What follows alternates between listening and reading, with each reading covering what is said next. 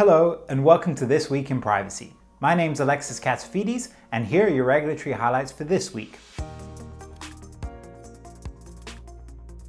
It was an eventful week in Brazil where discussions around the LGPD's date of entry into effect near conclusion, and a decree was passed which approved the regulatory structure and framework of the Brazilian Data Protection Authority.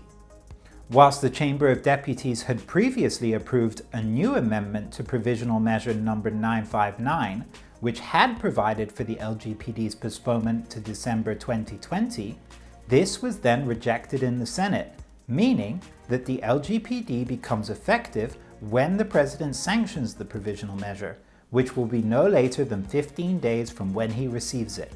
On the same day as the Senate's vote, the President also signed a decree on the Brazilian Data Protection Authority, the ANPD.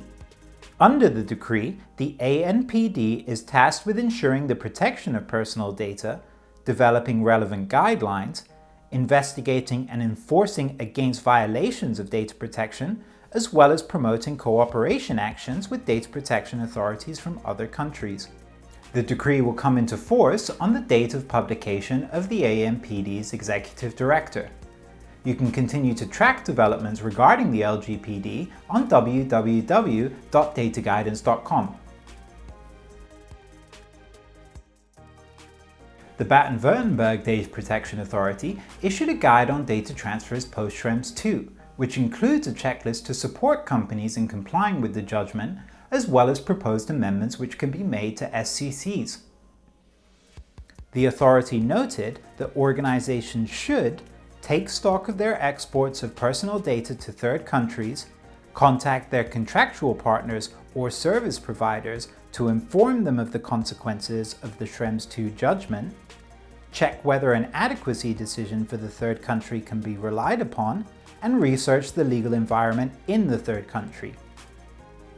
The guide also outlines that to demonstrate and document willingness to comply with the GDPR, controllers should contact the importer of the data in regard to 5 key amendments to SCCs, which includes obligations for the data importer to refrain against the disclosure of personal data to the respective authorities until a competent court sentences them to disclose such data, as well as a compensation clause. The authority also highlighted that while it is obliged to take action in accordance with the judgment, it will do so based on the principle of proportionality. The Dutch Data Protection Authority announced that it had approved a code of conduct for organizations in the ICT sector, which constitutes the first such code to be recognized by the AP as providing appropriate safeguards under the GDPR. The code includes principles in relation to privacy policies, a standard processor agreement, and the Data Pro Statement intended for use by organizations in the ICT sector to inform potential customers of implemented safeguards for the protection of personal data. The AP has also drawn up criteria for the accreditation of a supervisory body to oversee compliance with the code, which it has submitted to the EDPB for approval. That's all for this week in privacy. Thanks again for watching, and I'll see you next week.